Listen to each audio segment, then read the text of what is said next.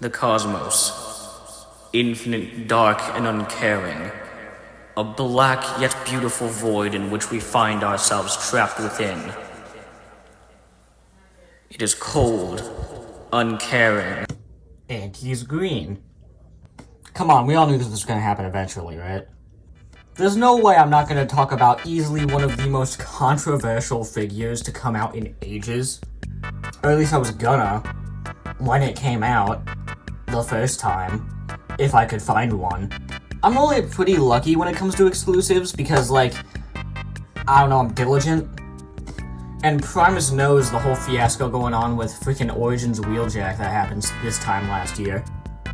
But when Velocitron Speedia 500 first dropped onto the scene, and people were, like, warning me about how every time they went into a Walmart, it was like fighting an army of those demons from Doom, I just gave up. I was like, nah, I'm not gonna bother.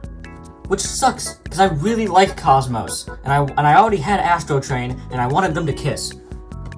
So out of my sadness, I decided I was just gonna settle for the rest of the Speedia 500 collection. Why did I buy all of them? I don't even like any of them. Okay, Overdrive's alright. And Holler, I do like Holler. Anyway, so, yeah. So yeah, this was one of those, like, rare exclusive figures I just didn't even want to bother trying to hunt down. He's not like Grimlock, where I found him super quickly. He's not like Origins Wheeljack, where I had someone else find him for me. And he's not like Tarn, where I spent an entire 2 years whittling about until I found it on Big Bad Toy Store for $50. I just didn't even attempt this guy. I very much just gave up. Until they revealed that they were going to re-release him in Legacy United, the final wave. And ho, guys, it's Tarn. Anyway, so I think pretty much the final wave of Legacy United was almost pretty much entirely ignored from me. It was a wave entirely comprised of re-releases of figures I already own and also G2 Breakdown for some reason. So I just didn't bother. Until one day, I went to GameStop and I saw him. I didn't have my wallet. And then the next time I was there, he was gone. And then one day I saw him at Emerald City for $35 and then I bought him and now we're here. Oh, Emerald City, you will forever be one of the places I give money to. Oh yeah, onto the toy. This might be the most adorable Transformer I own. It's up there. Like, come on. Like, come on, man. I regret nothing. This was totally worth it. All the trials, all the tribulations, the $15 upcharge, I don't care. This is the greatest thing I own. Like, I'm not even kidding. This might be one of the best Transformers I've purchased in recent memory. I love this thing so much. I love it so much that the day I got it, I drew this picture. And then I posted it on Twitter for no one to see. Follow me on Twitter. Like, this thing's awesome. I just want to see out of it. Is this like a window? This thing really is just a doorbell. You thought I was gonna press it, didn't you? Well, you're a fool. I appreciate the little silver toe stripe up here. And the little black thrusters that are the same thrusters that he uses on his hands, but they cleverly put them on his shoulders instead, so it keeps the nice round physique instead of just abruptly stopping. I also appreciate the blast effect ports on the front. Cheeky weapon port, nice. Going back to that round thing I said earlier, this really is the roundest boy. In a universe where a lot of the dudes are this, or whatever this is, it's nice that we have a guy who is just a circle. I hate this thing. Out of everything on this table, I hate this the most. On an unrelated note. Should I do a video on this? He's like the only Transformer I own that I would actively describe as cute. Like, he's round. He's poumpy. He has the poump, as one might say. Really just looking like the nipple of the cosmos. Wait a minute! I know I normally do accessories for the robot mode, but I feel like it's important to say that he does have this little pew pew pew pew. So you can do that and make him go pew pew pew pew.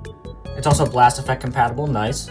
But the main reason why I bring the accessories up in this mode is because, you know, Speedia 500, it's a racing thing, right? It is a racing sub-theme. And what is this flippin' dude doing in a racing set? Well, there's this little hole in the gun, which is designed to hold this checkered flag. God, I want checkers so bad. He can be the race's... Ugh! Oh my god. Oh, I thought that was going to be a burp. That was not a burp. He can be the race's initiator / commentator. Adorable. Also, as a side note, I really do like the Speedia 500 as a concept, because it's like, you got the Emperor of Destruction, you got a crane, you got Blur, and it's just like, they're racing. I love that. That's very like childish. It's very like, just see what you got in the toy box of vibes. I like that a lot. That's really fun. I should probably, this has a robot mode.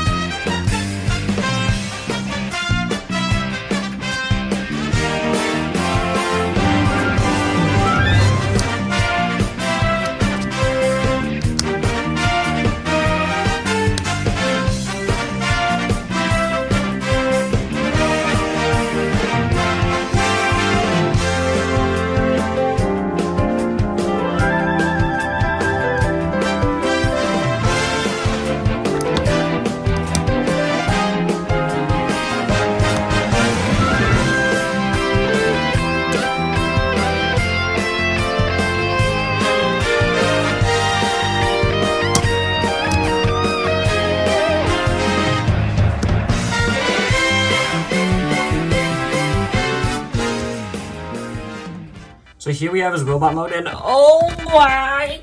I just ran around the room like an idiot. This might be the most adorable Transformer I own, and it's not even a contest. He's so round. He's very round. The best way to describe him is like pure. There are no thoughts behind those eyes. He's like Zack Snyder. Before we really get into the meat of the figure, I do want to point out some weird, odd things that I did notice about it.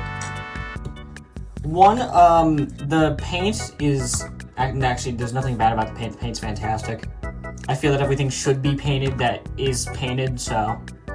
A couple of odd things here and there, like the handguns are on the hands, but also since the shoulders were the back of the UFO in UFO mode, it has the same shoulder thrusters that are supposed to be on the hands. It's a little strange, but you can get used to it.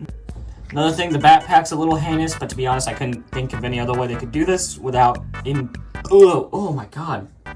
I couldn't think of any other way they could do this without substantially jumping up the price, so. And one last thing, he feels a little under-detailed. I might just have Siege on the brain, I am a big Siege guy. But he seems a little under-detailed. Really going to show that massive flippin' hole in his torso. Wrong thing though.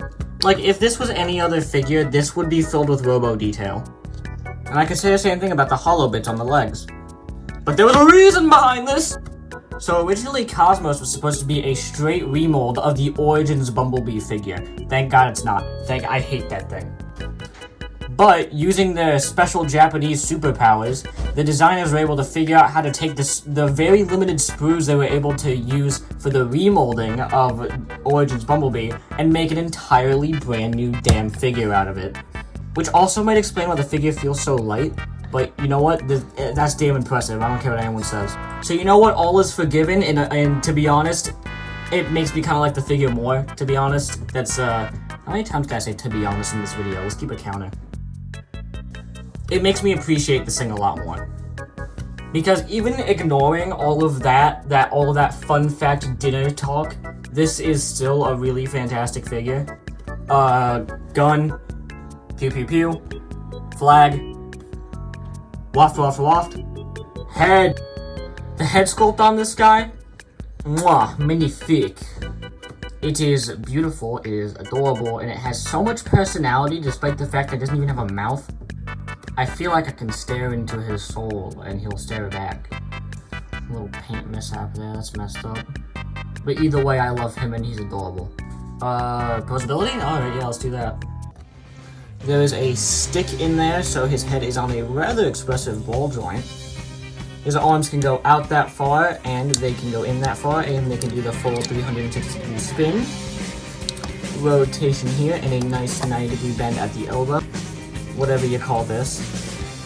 Rotation at the waist, which I fully did not expect. There are side skirts, which he can have his legs go out that far, they can kick and go back. Rotation at the hip. We have a nice 90-degree bend at the knee, and we have an ankle pivot. A little limited though. The posability on this guy is fantastic, which is surprising because his joints are either average or below average. It's really just the head. It's probably just the head.